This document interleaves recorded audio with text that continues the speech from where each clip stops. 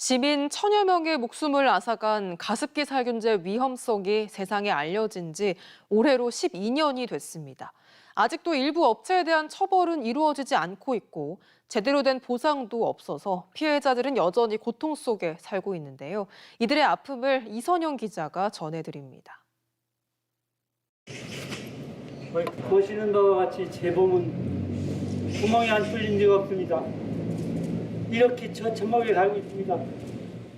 가습기 살균제 때문에 뇌경색과 폐질환 등으로 세상을 떠난 고 김응희 씨를 다룬 다큐멘터리 영화입니다. 영화를 보는 이들은 가습기 살균제 피해자와 시민사회 단체들. 5년 동안 가습기 살균제를 썼다 지난해 폐암 일기 진단을 받은 한 피해자는 자녀들까지 고통이 대물림됐습니다. 아토피가 아닌데 피부 질환까지도 지금 막 진물이 줄줄 나고 하는데 큰 병원에 가봐도 원인을 알 수가 없다고. 가습기 살균제의 위험성이 알려진 지 12년. 피해자들의 고통은 여전합니다. 이게 없으면 살아갈 수가 없고 잘 때건 또 모든 생활에 이게 있어야 되니까.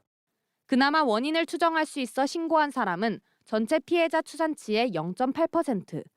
신고를 해도 구제 인정을 받지 못한 경우가 36%나 됩니다. 그동안 가해 기업들로부터 거둔 구제금에서 정부가 지원해준 치료비도 폐 관련 질환만 해당됐을 뿐입니다.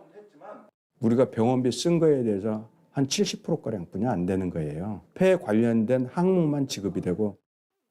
저는 10몇만 원 나오는 아이 받았고 다른 보상이 하나도 안 되는 거는 인정서만 받았고 아들 아이 인정 자체도 못 받았고 원래 질병이 있다면서.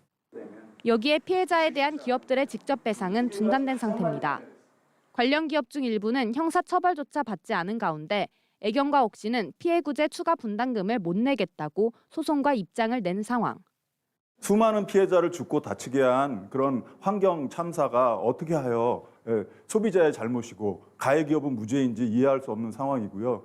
이번 2심 판결이야말로 제대로 SK케미칼 애경산업, 신세계 이마트 등 1심에서 무죄를 받은 전직 임직원 13명의 항소심 결심 공판이 오는 26일 열리는 가운데 환경보건시민센터는 연말까지 유죄 촉구 탄원서를 받아 법원에 제출하기로 했습니다. MBC 뉴스 이선영입니다.